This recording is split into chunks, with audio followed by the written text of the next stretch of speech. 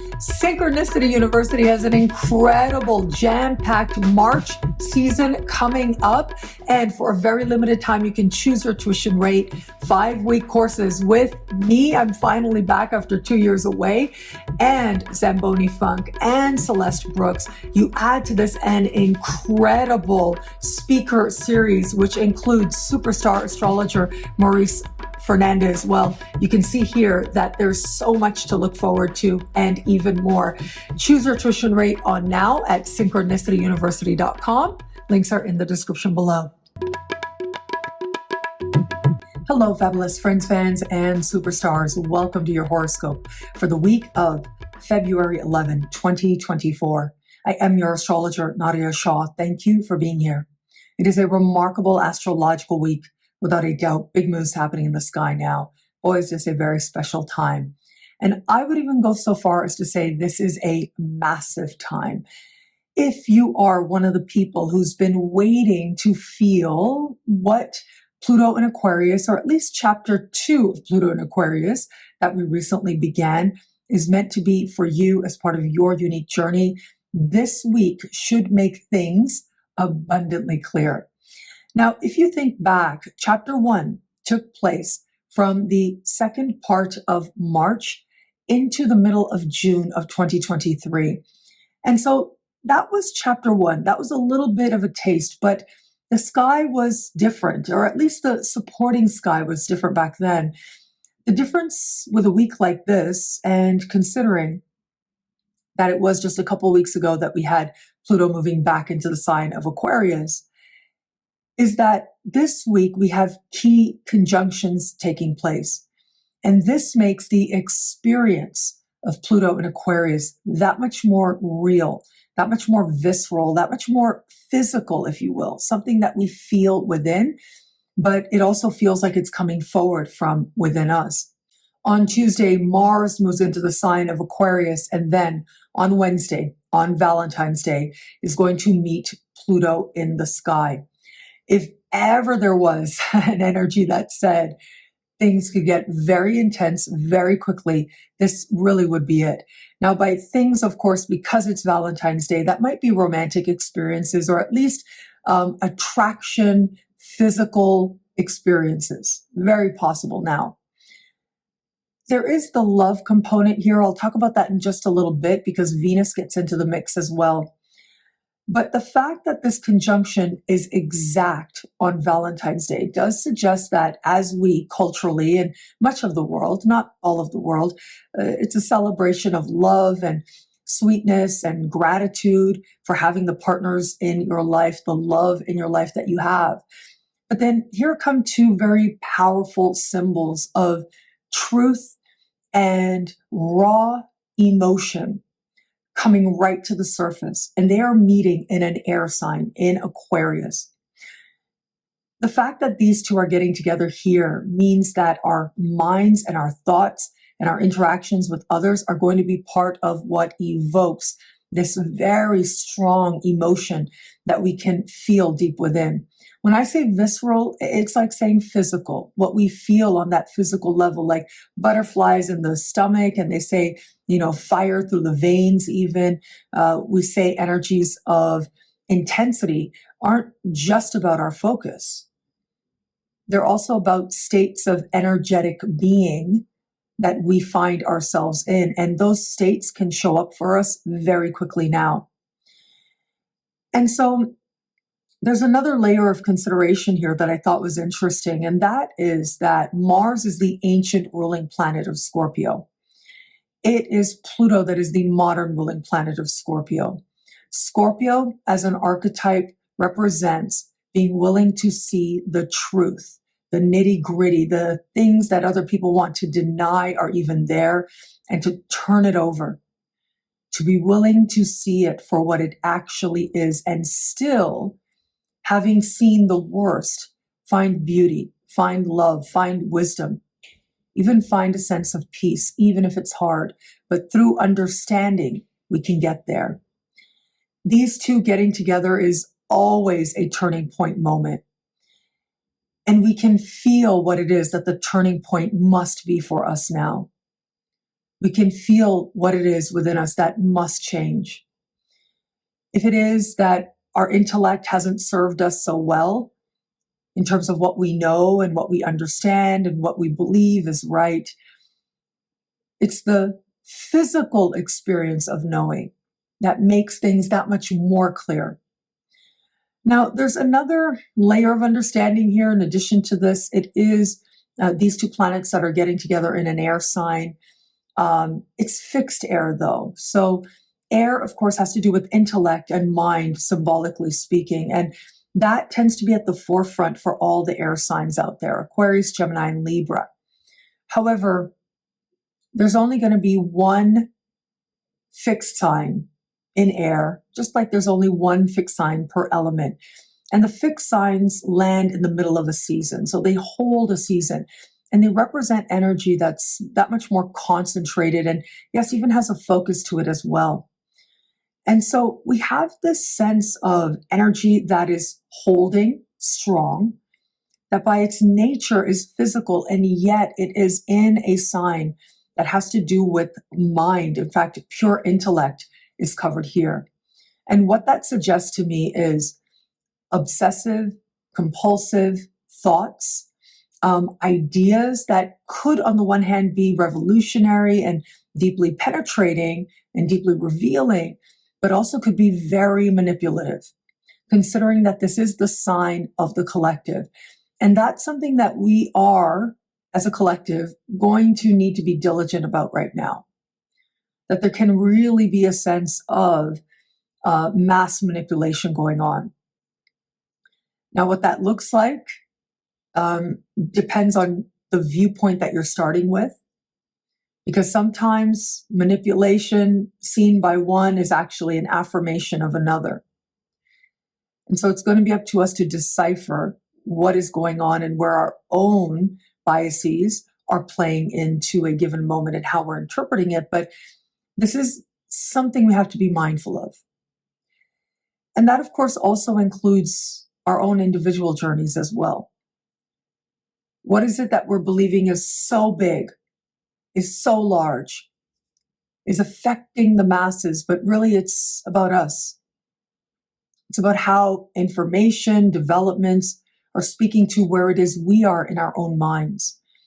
The level of peace we feel, or more likely don't feel at this time, is going to come right to the forefront. It is going to be especially dominant now. On Friday, Venus moves into the sign of Aquarius, and on Saturday is going to meet Pluto in the sky. Venus rules both Taurus and Libra.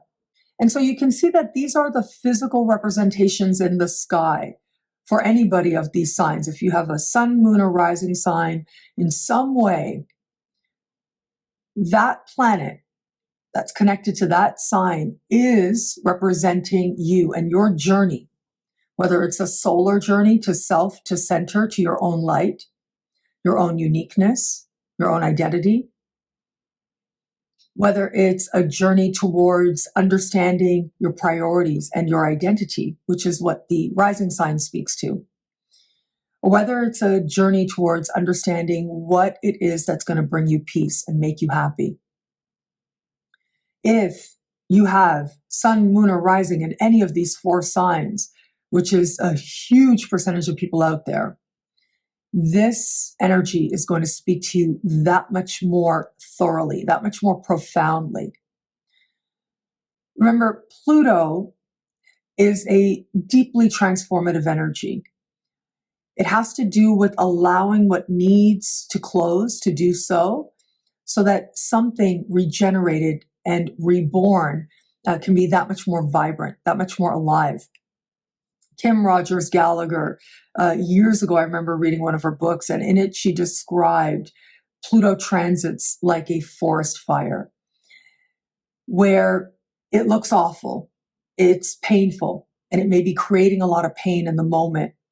But after the fire is over and the ashes have fallen, we're able to see that there's a clearing that's taken place here. And with a little patience, we start to see life, whether it's returning or whether it's something brand new. And I know that that can sound really dramatic and a little scary, and I'm sorry to say that, I think that if you are someone with important placements at the very beginning of any given sign, and this, of course, is if you're a student of astrology, then you're going to feel this energy more than most. And of course, the signs I mentioned are going to feel this more than most. But everybody out there is likely to find this to be an intense turning point kind of week, where you're really having to accept very deeply where the truth is, where your truth is, where you've focused, where you've wasted energy, and what it is now that's asking in some way to begin again, to be born again, if you will. Desire is going to stir very strongly this week. Given that we have one exact conjunction happening on Valentine's Day, the other shortly after. So there's this buildup of energies throughout this week. And just when we think we've reached a certain understanding, there's still more stirring within. It does suggest a time when a lot of us are going to have to be really honest about what we're feeling physically, what we're wanting. But with Venus, it's about what we desire. And where do those desires actually come from? Where are those desires authentically our own, and where is it that they may not be? We're willing to see past the superficial. And what I mean by that is we identify the superficial and we're able to put it in its right place. So we focus instead on what is substantial, what actually matters, what is essential to us. And the answers might just take us by surprise. Aquarian energy is very autonomous. It's very independent, even idiosyncratic, right? It likes to sort of take us by surprise. An inspiration comes seemingly out of nowhere. It evokes a certain reaction or a certain decision, perhaps very quickly. And I do think that there are going to be a lot of us out there who are in an instant recognizing some truth about ourselves or some principle of truth, if you will, and might experience some sort of a personal revolution, but that doesn't mean it's easy. There are certain challenges that we may take on that ultimately are about and do make our lives more complicated than they need to be, more messy than they need to be. This is the attraction to messy situations. And given that both Mars and Venus have to do with love in particular, by the time that this is published, I should also have published, or will very recently, a wonderful interview I did with Zamboni Funk. And he, of course, is coming to Synchronicity University next month, and you can learn more about that class below. But I interviewed him, and we were going to talk about how to use astrology effectively, but very quickly we sort of jumped into this astrology of how relationships are evolving and changing in our modern times. And he spoke a lot about what's called situationships. And this apparently is a really big deal to Gen Z right about now. And he defined it, and we explored it together. And it was fascinating to consider how relationships can feel complicated and ambiguous, and they can feel challenging. But in many ways, we sort of sign up for these challenges that ultimately don't make us very happy, don't bring us much peace, and don't bring us the love that we really want. And I think that that might be a way in which a lot of us are experiencing the energies of this week, especially given the love planets, right? Venus is about attracting love, knowing you're worthy of love. Mars is the physical connection that we desire with others. And Pluto is this energy of bringing a heightened concentration, a focus that can feel rather intense. And so, yes, some of us, it's going to feel very on the surface. The love we have versus the love that we want or that we hoped for. For some of us, it's going to be acceptance of where we are in terms of what we desire, in terms of what we've pursued, and where it contrasts with what it is that we've accepted. And so some challenges we take on, And they're so alluring and they're so attractive. And we know it's not a good idea, but that's part of what makes it that much more alluring. I think that's going to be a big signature this week for some of us out there. The situationships, the stuff that we're telling ourselves is simple, but it's actually really messy and really complicated. But then there's also the reverse of that, or the converse of that, which is deciding that we don't want to play that game anymore, which is deciding that, we're being talked into these conundrums and being convinced that things are a certain way, or we're trying to convince ourselves that what actually matters to us doesn't really matter. And how that ultimately betrays us. How that is a type of way that we manipulate ourselves from feeling what it is that we actually feel. And what if we allowed ourselves to feel?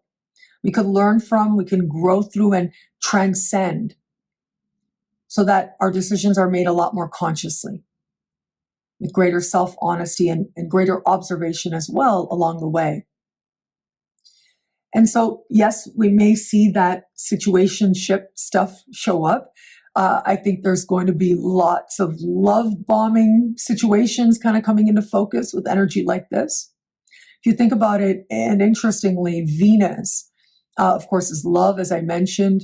Mars is passion. Pluto was discovered around the time that some of our most cruel weapons were developed, about 100 years ago.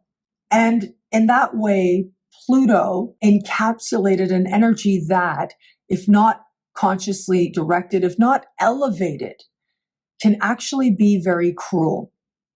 Pluto was also discovered around the time that what today is modern psychology and psychiatry really took hold as an academic field and as something that started to reach people more and more.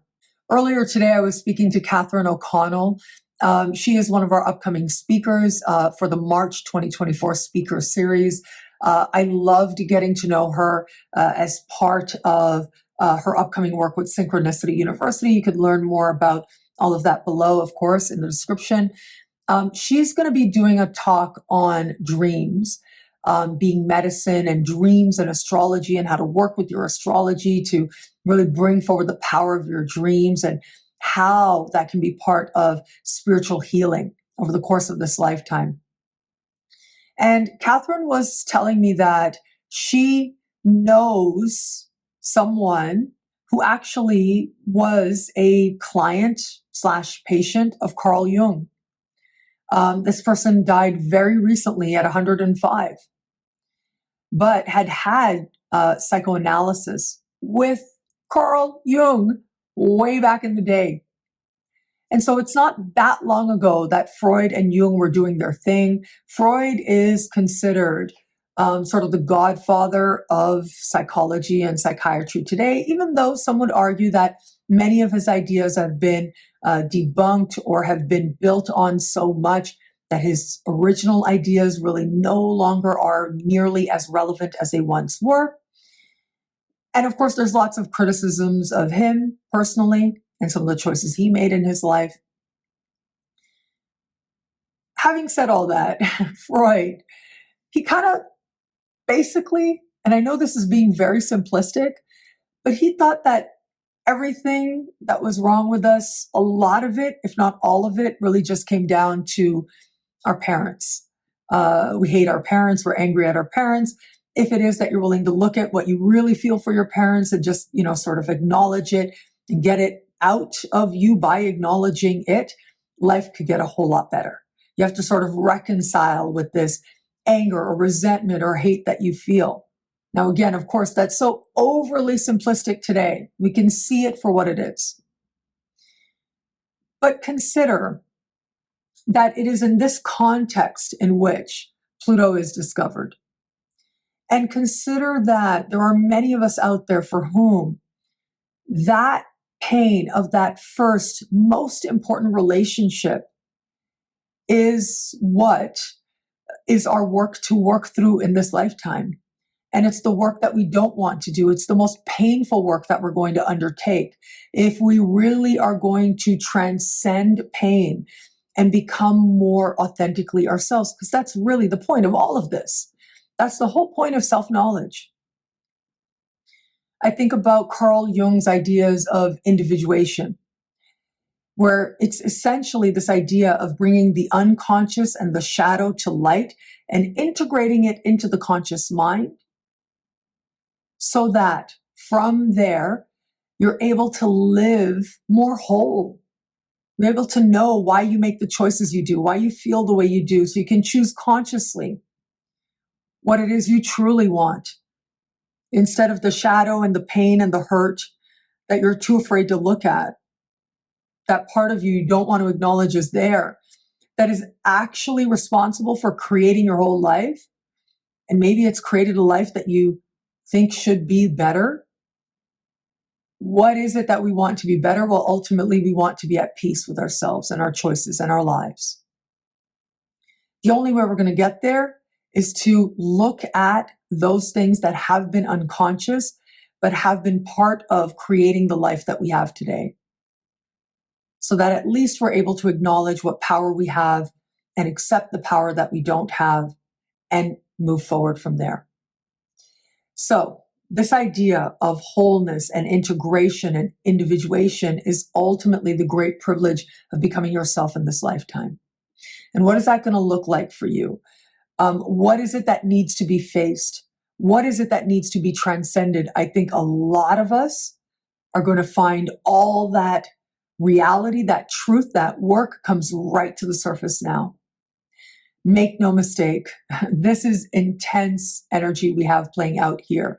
If you are a person who can be obsessive or compulsive, that tendency becomes that much more heightened.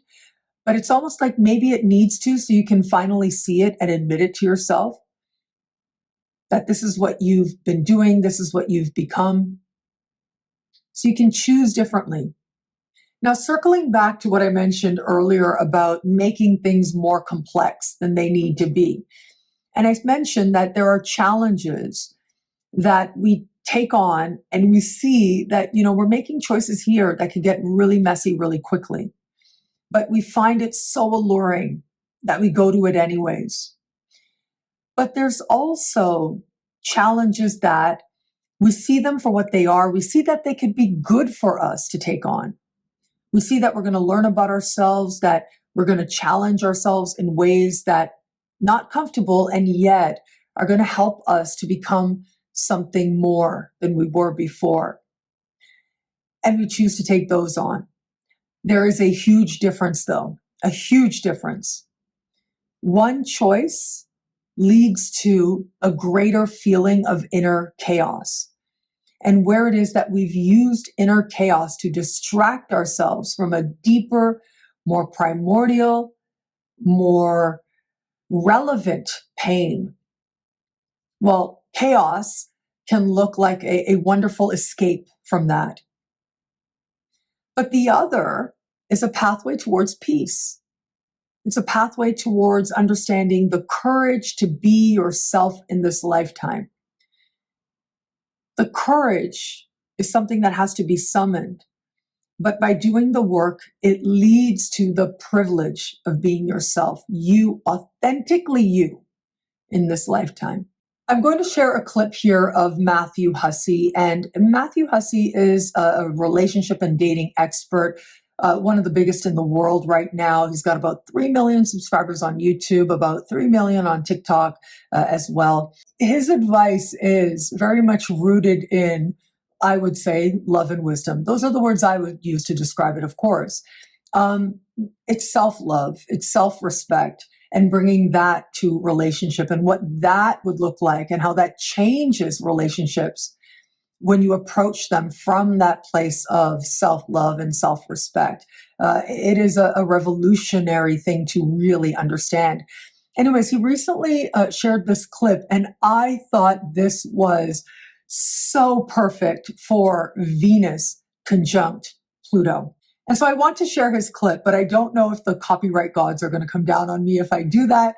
And so let me just summarize by saying, This is so eighth house. This is so Pluto. This is so Venus meets Pluto in the sky. He says, when you meet someone, you can't know if they are going to betray you. You cannot know that. You can't know, necessarily what kind of person they're going to turn out to be and whether or not that's going to end up creating pain for you and your expectations. But what we can be certain of is that whatever happens, you will work through it. Whatever happens, you will find a way, as I would say, to move towards greater love and greater wisdom. And those of us who have strong eighth house placements in our natal chart, those of us who might have strong Venus, Pluto placements, or just a strong Pluto in our natal chart as well. And I understand if you're not a student of astrology, you might not necessarily understand that terminology, and that's okay. But if you do, then you understand that trust is a massive lesson in this lifetime. And that is because with strongly placed Plutos, whether it's a transit for a time, whether it's in your natal chart, something you're working through in this lifetime, there tends to be the case where we're able to see that there has been pain. And in some cases, there has been great pain, or that there can be great pain. And that can be something that happens when we trust somebody. However, through transcending that pain, or at least seeing it and putting it in its right place, we're able to understand that the pain lessens tremendously when we have faith in ourselves, when we have faith in our choices, when we have faith in our pathway towards greater love and greater wisdom. And sometimes, yes, looking at painful experiences and emotions can be part of that. And we know that that's part of the reality of the world. I am not Pollyanna at all. And so I can say that is part of the world that we have co-created here together. There will be moments of feeling that there has been unfairness. And yet, where it is that you stay true to yourself, to the best of your ability, where it is that you can trust yourself to the best of your ability. And it doesn't mean you have to trust yourself 100% or 500%. 1% will do. Like just a little bit of trust in yourself will do. You know you're going to be okay. Whatever needs to happen with someone else. We can't know, we can't control it, but you can be willing to know yourself. And that is a place of power. And that might be a power that some of us awaken to at this time. The awakening itself is a great gift. Now, by far this week, the dominant energies are going to be these Pluto conjunctions, which is why I spoke about them for a while. But I do want to mention some other energies playing out this week. On Tuesday, Venus will speak in harmony with Neptune. I think that this is going to be so deceptive, I'm sorry to say, because it is such a dreamy energy, a hopeful energy, right? An idealistic energy. And Venus having to do with love, romantic love in particular. This is the lead up to Valentine's Day, but self-love as well. It has to do with an understanding of joy, of pleasure, of prosperity, how you define it. Well, the energy here is so dreamy. And it's about fantasy, really. That's what it comes down to when we have Neptune. And when it's a harmonious connection, we're not challenging the fantasy in any way. And so I think some of us might find ourselves carried away on fantasy, which means that the stark reality of Venus meeting Pluto is going to reach us that much more. And so this is where astrology becomes that much more a useful tool, where you can say, okay, yes, I'm feeling way up in the clouds, beautiful fantasy, but recognize it for what it is. Knowing that wherever this journey takes you, you're going to be okay. And that journey might involve a roller coaster, especially if we really allow ourselves to go to those highs that ultimately are about fantasy and hope and desire, rather than what is actually taking place in our lives. We want to have a lot of ability to really discern under a sky like this. But that's okay.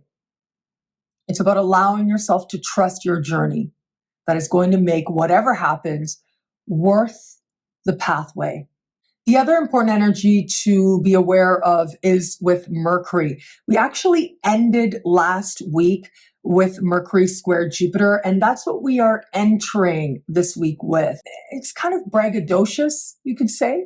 It's an energy of over-promising.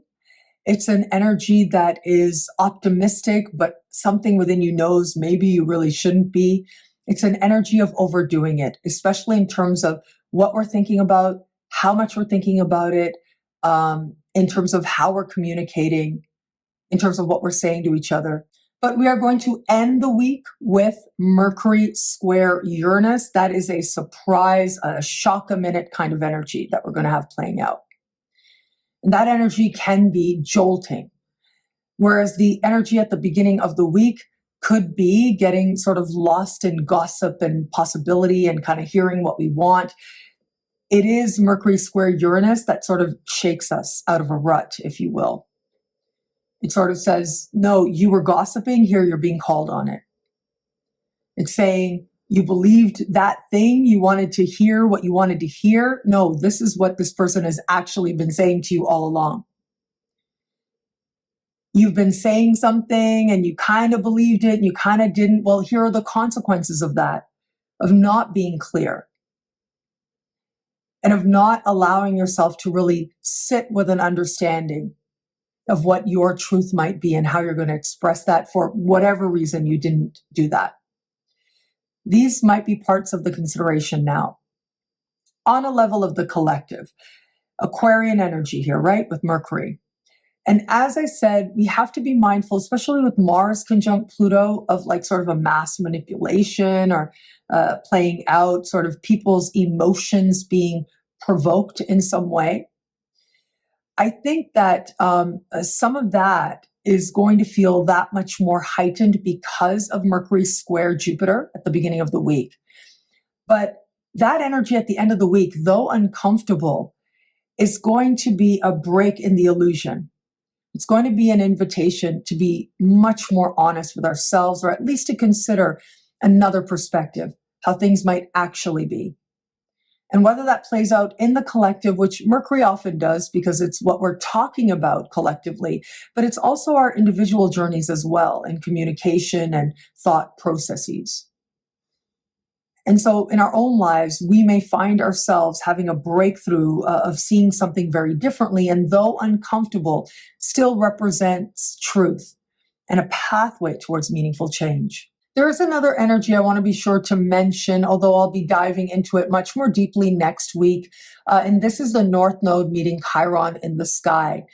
And that is happening next week on Monday. It is huge. It is so huge that I spoke about it in the monthly videos for each and every sign. And you can see them here on my YouTube channel.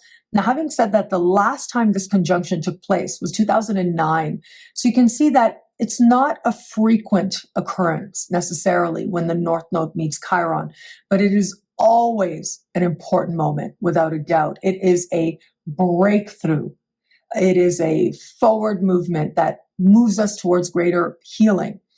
Last time it was in the sign of Aquarius.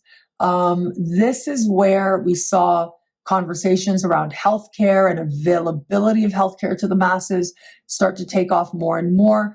And we had Jupiter in the mix as well. So there was a protective element. And if you think about it, it was 2010 that there was, at least in the United States, some major legislation that happened in regards to healthcare. And so that is one expression. Another expression was, and because Aquarian energy has to do with people being more equal, people being able to express themselves as uniquely themselves, and the great diversity that arises from that place in terms of having your identity or the ways we identify, expanding that understanding. There were big breakthroughs that took place back around the last time this conjunction took place. However, this time, this conjunction is in Aries, and Aries is a very different energy than Aquarius. Even though we've got very strong Aquarian energy this week, Aries is very much about the individual. It is about your power, like literally and figuratively. It is an energy that is deeply entrepreneurial, deeply passionate, deeply initiating. It is athletic as well.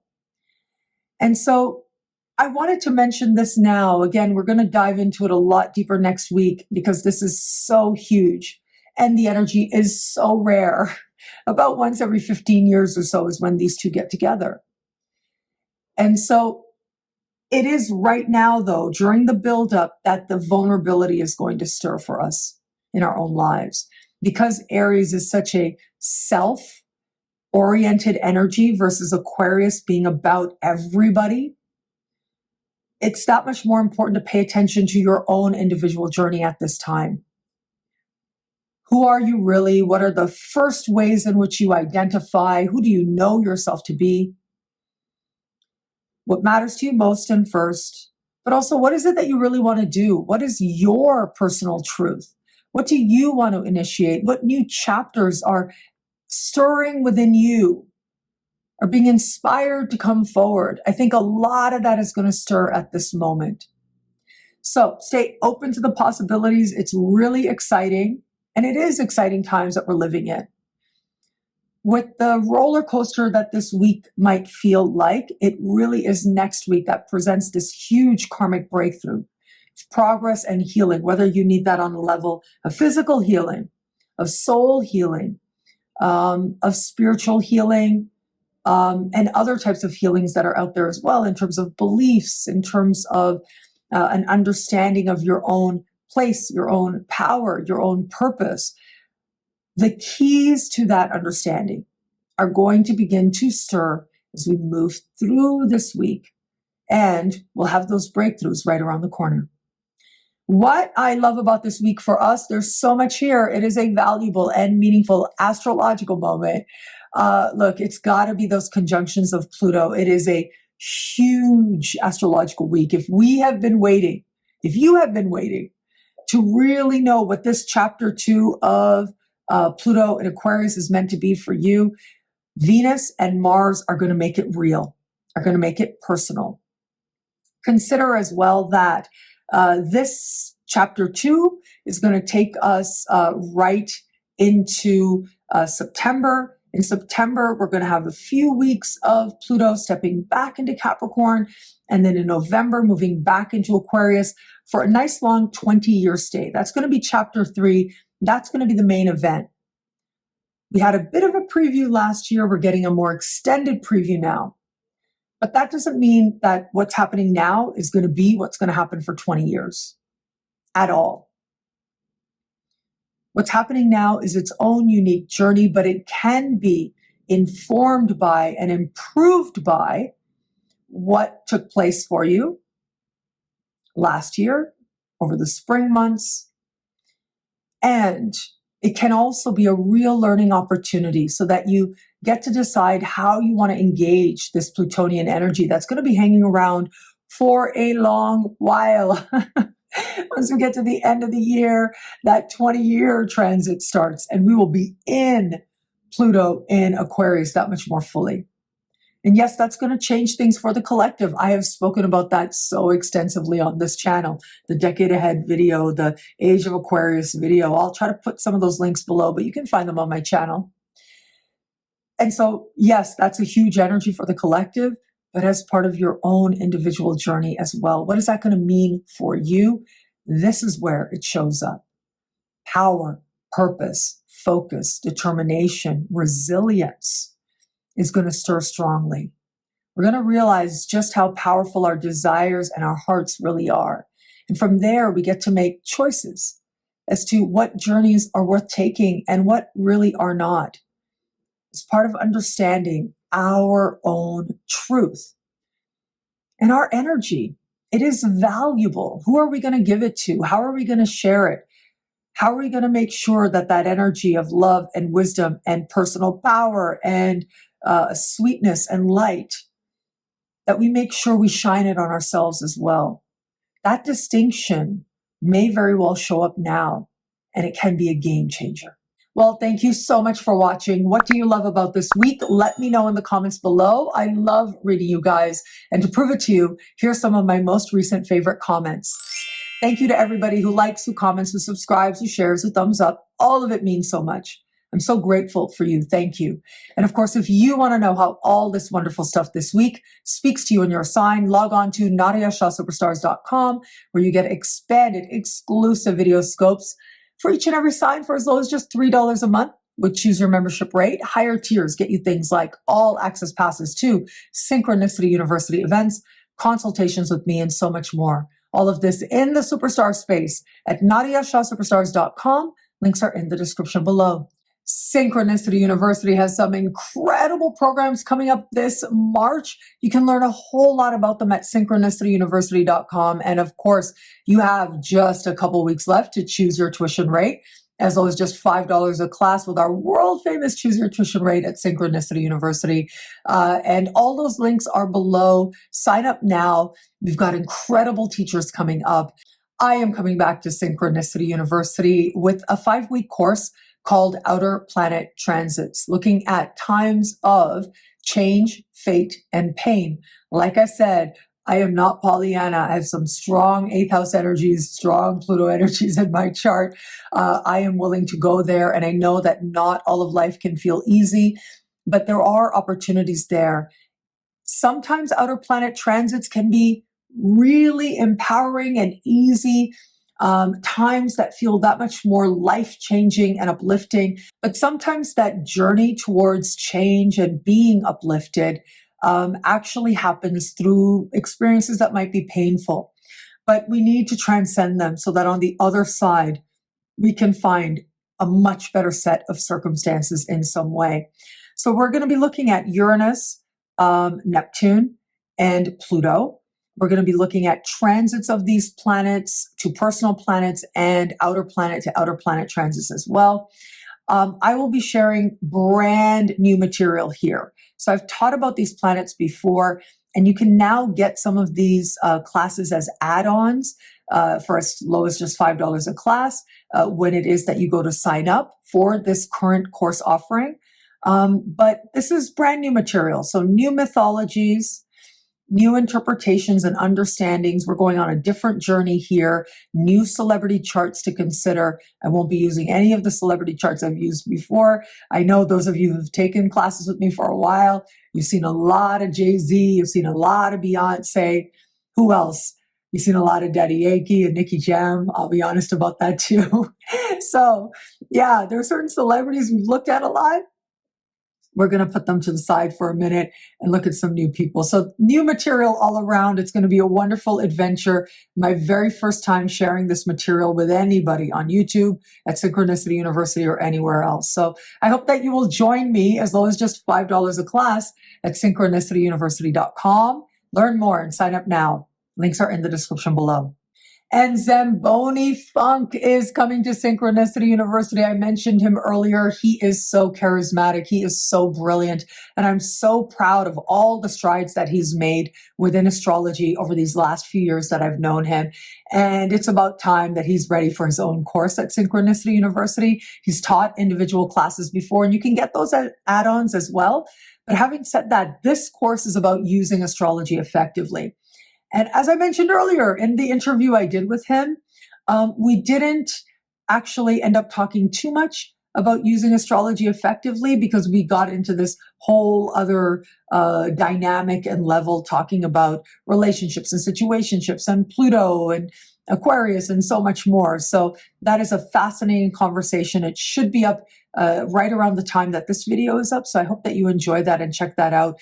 And it'll also show you just how brilliant and succinct and dynamic Zamboni is. It is worth taking this class with him to understand how to use astrology effectively. You know, he started off our interview by saying the question he's asked more than anything, considering most of his clients are Gen Z, is when is he going to text me back? When should I text him? Like, that has been the main question. And I was shocked by this. This is not connected to my reality at all, being nowhere near Gen Z. And so that led to this illuminating conversation that I hope that you'll check out. And I think that you will love him as you listen to him. Just like I think he's so brilliant, you will come to see it as well and be that much more motivated to sign up for his class. It is worth learning from the one and only Zamboni Funk. You've got a little bit of time left to choose your tuition rate as low as just $5 a class. Links are in the description below. And Celeste Brooks is back with her very own course at Synchronicity University. So proud to present her course on moon mastery. The moon is so important in astrology. It just might be the most important symbol in the chart because it speaks to what peace is for you, what comfort is, what home is, an understanding of emotional equilibrium. How do you find it? How do you maintain it? And understanding the moon is going to get you there. And it is Celeste that has a 5-week course coming up just about the moon. And this is going to help you to understand your natal moon and transits to the moon and phases of the moon. You are going to see this part of you so differently. And this really is where astrology and applying astrological wisdom makes you that much better, that much more quickly as well. And so we've got important energies playing out here, energies that I think are going to be ones that you can tap into consciously to know yourself more deeply, know what home is for you, know what comfort is to you. Don't try to say like my comfort zone, my comfort food. Yeah, sometimes we don't really consciously know what that is. We're telling ourselves this should be comfortable. I should really like this. But our answers are going to be uniquely our own. And this course is going to help you to find those very answers. And these are valuable answers to have to find peace within yourself. And so, so much more. Taught as only Celeste Brooks can. I love Celeste. And so check out her interview. It'll be publishing soon as well. But also, yes, learn more about her class. Sign up now at synchronicityuniversity.com. As low as just $5 a class for a very limited time. Links are in the description below. Synchronicity University has an incredible speaker series coming up this March, and I'm so proud of this group. We have superstars and rising stars here, and every single one of them brings so much brilliance to the table. Our superstar astrologer for this session is going to be the one and only Maurice Fernandez. He is one of the leading, most preeminent evolutionary astrologers in the world today, the author of many, many articles, of at least 2 books that you can get of his on evolutionary astrology. And he is so loving and compassionate and deliberate in how it is that he shares astrology. I had a chance to, years ago, be invited to a retreat that he was doing, and I taught a workshop there over the course of a few hours. And it was incredible how many people were there and really felt changed by the experience, particularly learning from him. And there were other incredible astrologers there as well, including Gemini Brett and Ursula Stockter. And so really superstars there. And Maurice Fernandez, of course, being a very, very bright light in astrology today. We are so fortunate to have him. There's nowhere else you're going to learn from Maurice Fernandez for as low as just $5 a class other than Synchronicity University. And he's going to be doing his talk on the Jupiter-Uranus conjunction. Huge, hot topic, right? The Jupiter-Uranus conjunction that's coming up this April, a big moment, one of the biggest moments of the year that's going to be coming up. He's going to be diving into it from an evolutionary astrology perspective for us. But we have these other incredible speakers as well. Katherine O'Connell, I mentioned her earlier. She's going to be teaching on the medicine in your dreams.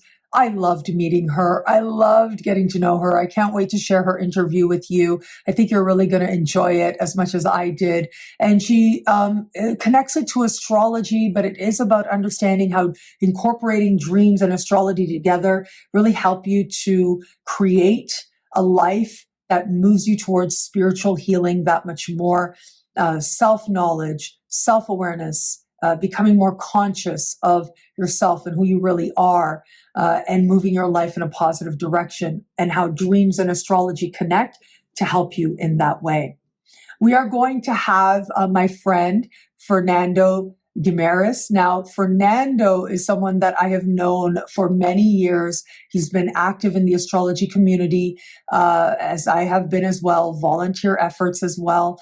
But this is the first time I really got to connect with him as an astrologer, and he's so loving and he's so brilliant and so generous. So you really should check out his talk as well, and see the interview with him in the upcoming days on solar arc progressions. He's a Brazilian astrologer as well. And I've been meeting so many Brazilian astrologers. It's been so wonderful to do that. And so I'm so happy to celebrate him with you now. Lianne McCafferty, she is going to be teaching on the MCIC axis. Her interview also will be publishing up ahead. And she helps us to understand these very important points in the chart. The IC, the most private point in the chart, the MC, the most public, and how to understand this polarity and use it to your advantage. And Victoria Almiroty, I love this woman. I will tell you, she was so fun to talk to. We spoke an interview that's published now about children's astrology. Afterwards, she actually gave me a reading, which was really, really nice of her, really generous. I didn't ask of it. She was the one who said, because she's Latina, of course, I had to tell her how much I love Daddy Yankee, but really I tell everybody that. I don't care about your background or anything. You're going to hear, if you talk to me, especially in person, you are going to know that I love Daddy Yankee. So I was telling her I love Daddy Yankee. She was like, I want to see the synastry of that. And so I brought up the synastry of that after we had our interview time. And it very quickly went in directions that had absolutely nothing to do with Daddy Yankee, though I still love him. Her reading with me was so illuminating and healing and insightful. And so I hope that you'll take her class, which will be great, and it'll help you to understand children's astrology. And I hope you watch the interview to see what positive, beautiful energy she brings. But also know she is available for consultations. Having had a consultation from her, I can highly recommend her for that as well. And so, yes, we have an incredible March 2024 speaker series coming up. You've got a little bit of time left, just a couple weeks or so left to choose your tuition rate, as low as just $5 a class, to learn from this incredible group of astrologers only at synchronicityuniversity.com. Links are in the description below. And thank you. Thank you so much for this moment with you. Thank you for your trust. I'm so grateful for it. And so this is Carnival weekend in Brazil. And I'm recording the videos early this week so that I can enjoy the carnival experience. They say it's a once in a lifetime thing that you really should experience. And I'll be enjoying that. I'll share clips on my Instagram if you're interested in that at all. But I will be getting my dancing on, my fashion on, my costumes on. And I'm looking forward to experiencing life. If you are in Rio de Janeiro and you want to go to a bloco with me and my friends, come out. Let's do it. Let's enjoy. Let's have fun. And if you want to see some clips of me dancing here and there in a wild costume or something, yeah, check out my Instagram stories. It'll all be there. And if you just want to be here to hear astrology, I love you. I love you for that too. So thank you for that as well. Thank you so much. Thank you for being here. Thank you for watching. I'm so grateful for you. Thank you. It'll be a great week. Enjoy.